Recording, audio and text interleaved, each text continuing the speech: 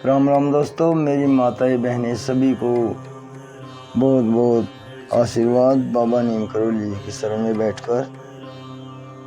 आशा है कि आपके घर परिवार में भी सभी कुशल मंगल होंगे। आपके परिवार पर सदैव सभी देवी देवताओं की अपार कृपा बनी रहे।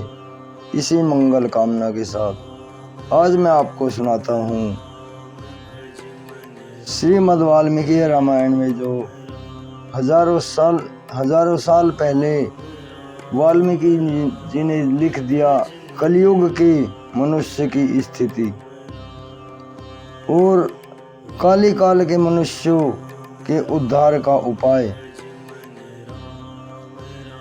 जो आज का कलयुग है, कलयुग की मनुष्य की स्थिति और आज के मनुष्यों के उद्धार का उपाय और रामायण पाठ और उसकी महिमा और उसके श्रवण से उत्तम काल का आदि का वर्णन।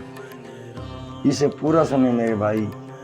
श्री राम जी की, हनुमान जी की और बाबा नीम करोली जी की अपार कृपा आपके ऊपर होगी और आपको पता चलेगा हमारे शास्त्र, हमारे ये ग्रंथ है जो हमारी महिमा है श्री राम जी की, इनमें कितना तेज है, कितना प्रभाव है और कितना इसमें धर्म मिलता है, कितनी कृपा मिलती है हमारे राम जी की और सभी देवी देवताओं की। इसे सुनने से जय राम जी की। शुरू करते हैं कलयुग की स्थिति। श्री रामचंद्र जी समस्त संसार को शरण देने वाले हैं। श्री राम के बिना दूसरी कौन सी गति है। श्री राम ही कलयुग के समस्त दोषों को नष्ट कर देते हैं। अतः श्री रामचंद्र जी को नमस्कार करना चाहिए। श्री राम से काल रूपी भयंकर सर्प भी डरता है।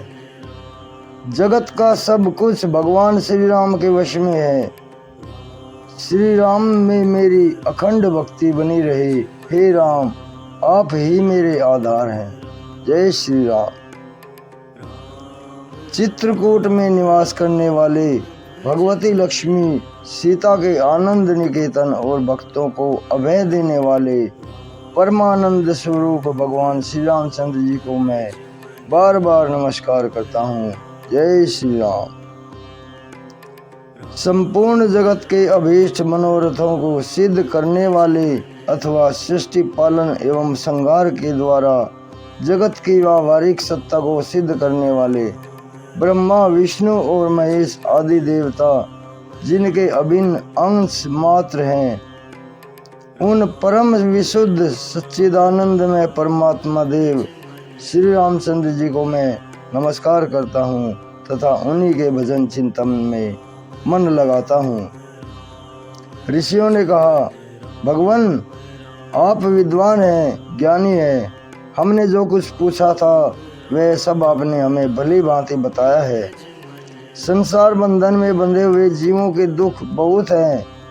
इस संसार बंधन का उच्छेद करने वाला कौन है। आपने कहा है कि कलयुग में वेदोक्त मार्ग नष्ट हो जाएंगे। अधर्म परायण पुरुषों को प्राप्त होने वाली यातनाओं को भी आपने वर्णन किया है। घोर कलयुग आने पर जब वेदोक्त मार्ग लुप्त हो जाएंगे, उस समय पाखंड फैल जाएगा। यह बात प्रसिद्ध है। प्राय सभी लोगों ने ऐसी बात कही है। कलयुग के सभी लोग काम वेदना से पीड़ित होंगे, नाटे शरीर के और लोभी होंगे। वे धर्म और ईश्वर का आश्रय छोड़कर आपस में एक दूसरे पर ही निर्भर रहने वाले होंगे। प्राय सब लोग थोड़ी आयु और अधिक संतान वाले होंगे। उस युग की स्त्रियां अपने ही शरीर के पोषण में तथा तत्पर रहकर और वेश्याओं के समान आचरणों में परिवर्तित होंगी। वे अपने पति की आज्ञा का अनादर करके सदा दूसरों के घर आया जाया करेंगी। दुराचारी पुरुषों से मिलने की सदैव अभिलाषा रखेंगी। उत्तम कुल की स्त्रियां भी पर पुरुषों के निकट ओछी बातें करने वाली होंगी, कठोर और असत्य बोलेंगी तथा शरीर को शुद्ध और सुसंकृत बनाए रखने के सद्गुणों से वंचित होगी। कलयुग में अधिकांश स्त्रियां वाचाल व्यर्थ बकवास करने वाली होंगी। भिक्षा से जीवन निर्वाह करने वाले सन्यासी भी मित्र आदि इसने संबंध में बंधे रहने वाले होंगे। वे भोजन के लिए चिंतित होने के कारण लोभवश शिष्यों का संग्रह करेंगे। स्त्रियां दोनों हाथों से सिर खुजलाती हुई गृहपति की आज्ञा का जानबूझकर उल्लंघन करेंगी। जब ब्राह्मण पाखंडी लोगों के साथ रहकर पाखंड पूर्ण बातें करने लगे तब जानना चाहिए कि कलयुग खूब बढ़ गया है।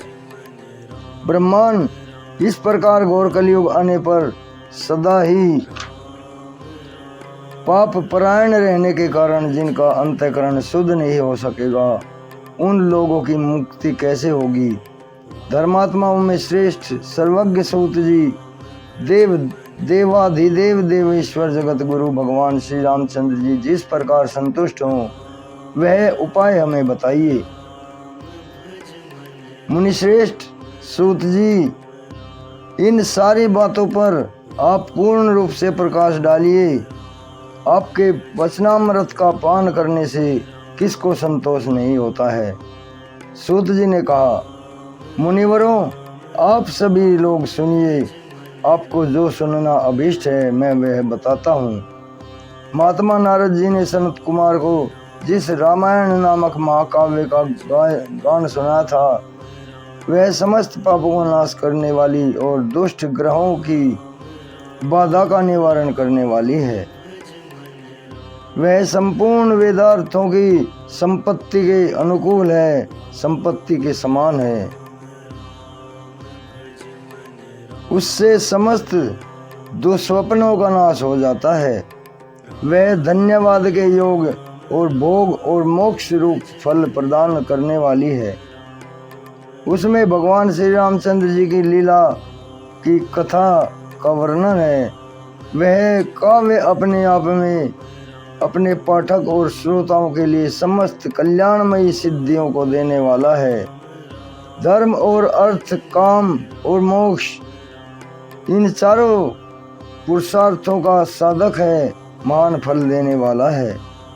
अपूर्व काव्य पुण्य में फल प्रदान करने की शक्ति रखता है। आप लोग एकाग्रचित होकर इसे श्रवण करें, इसे सुने।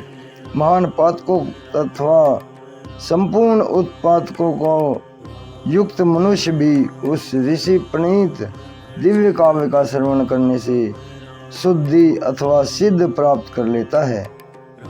संपूर्ण जगत के हित साधन में लगे रहने वाले जो मनुष्य सदा रामायण के अनुसार बर्ताव करते हैं वे ही संपूर्ण शास्त्रों के मर्म को समझने वाले और कृतार्थ हैं।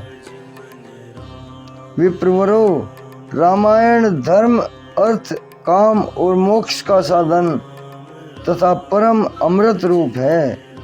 अतः सदा भक्ति भाव से उसका श्रवण करना चाहिए।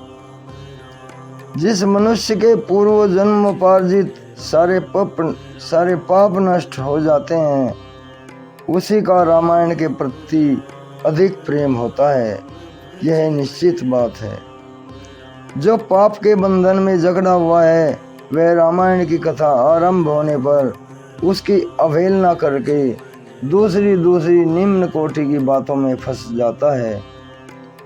उन असद गाथाओं में अपनी बुद्धि को आसक्त होने के कारण वह तदनुरूप ही बर्ताव करने लगता है। इसलिए द्विजेंद्र, आप लोग रामायण नामक परम पुण्यदायक उस उत्तम काव्य का श्रवण करें जिसके सुनने से जन्म, जरा और मृत्यु के भय का नाश हो जाता है तथा श्रवण करने वाला मनुष्य पाप दोष से रहित हो जाता है, अच्युत स्वरूप हो जाता है। रामायण काव्य अत्यंत उत्तम, वारणीय और मनोवांछित वर देने वाला है। वह उसका पाठ और श्रवण करने वाला समस्त जगत को शीघ्र ही संसार सागर से पार कर देता है। उस आदि काव्य को सुनकर मनुष्य श्री रामचंद्र जी के परम पद को प्राप्त होते हैं।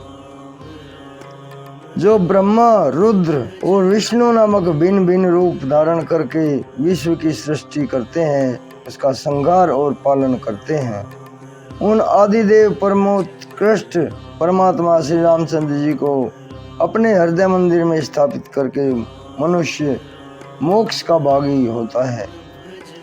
जो नाम अथवा जाति आदि विकल्पों में रहित, कार्य कारण से परे, सर्वोत्कृष्ट वेदांत शास्त्रों के द्वारा जानने योग्य एवं अपने ही प्रकाश से प्रकाशित होने वाला परमात्मा है, उसका समस्त वेदों और पुराणों के द्वारा साक्षात्कार होता है। इस रामायण के अनुशीलन से भी उसी की प्राप्ति होती है। विप्रवरों, कार्तिक मास और चैत्र मास के शुक्ल पक्षों में 9 दिनों में रामायण की अमृतमयी कथा का श्रवण करना चाहिए। जो इस प्रकार श्री रामचंद्र जी के मंगलमय चरित्र का श्रवण करता है, वह इस लोक और परम लोक में भी अपनी समस्त उत्तम कामनाओं को प्राप्त कर लेता है। वह सब पापों से मुक्ति को अपनी 21 पीढ़ियों के साथ श्री रामचंद्र जी के उस परम धाम को चला जाता है, जहाँ जाकर मनुष्य को कभी शोक नहीं करना पड़ता। चैत्र माघ और कार्तिक के शुक्ल पक्ष में परम पुण्यमय रामायण कथा का नवा पारायण करना चाहिए तथा 9 दिनों तक इसे प्रयत्न पूर्वक सुनना चाहिए। रामायण आदि काव्य है, यह स्वर्ग और मोक्ष देने वाला है। अतः संपूर्ण धर्मों से रहित होकर घोर कलयुग में आने पर भी 9 दिनों में रामायण की अमृतमयी कथा को सुनने वाला सदैव वैकुंठ को प्राप्त करेगा। ब्राह्मणों, जो लोग भयंकर काली काल में श्री राम का नाम का आश्रय ले लेते हैं, वे ही कृतार्थ होते हैं। कलयुग उन्हें बाधा नहीं पहुंचाता। जिस घर में प्रतिदिन रामायण की कथा होती है, वह तीर्थ रूप हो जाता है। वहां जाने से दुष्टों के पाप का भी नाश हो जाता है। तपोधनो, इस शरीर में तभी तक पाप रहते हैं जब तक मनुष्य श्री राम कथा का भली भांति श्रवण नहीं करता। संसार में श्री रामायण की कथा परम दुर्लभ ही है। जब करोड़ों जन्मों के पुण्यों का उदय होता है, तभी उसकी प्राप्ति होती है। श्रेष्ठ ब्राह्मणों, कार्तिक माघ और चैत्र मास में शुक्ल पक्ष में रामायण के श्रवण मात्र से राक्षस भावनापन्न सोदास भी शाप मुक्त हो गए थे। सोदास ने महर्षि गौतम से शाप से राक्षस शरीर प्राप्त किया था। वे रामायण के प्रभाव से ही पुनः उस शाप से छुटकारा पा सके थे। जो पुरुष श्री रामचंद्र जी की भक्ति का आश्रय ले प्रेम पूर्वक इस कथा का श्रवण करता है, वे बड़े बड़े पापों और पातक आदि से मुक्त हो जाता है। जय श्री राम। जय बाबा नीम करौली महाराज की। हे मेरे प्रभु राम। दोस्तों, आज की ये कथा पूरे रामायण का इसमें मातम है। दोस्तों, इसे पूरा सुने और आगे भी शेयर करें ताकि श्री राम की आपके ऊपर अपार कृपा बनी रहे। जय श्री राम। चैनल को सब्सक्राइब कर लें ताकि आपको पूरी रामायण का सुनने का फल मिले। अभी आज्ञा लेता हूँ, कल आगे रामायण की महिमा सुनाता रहूँगा लगातार। जय राम जी।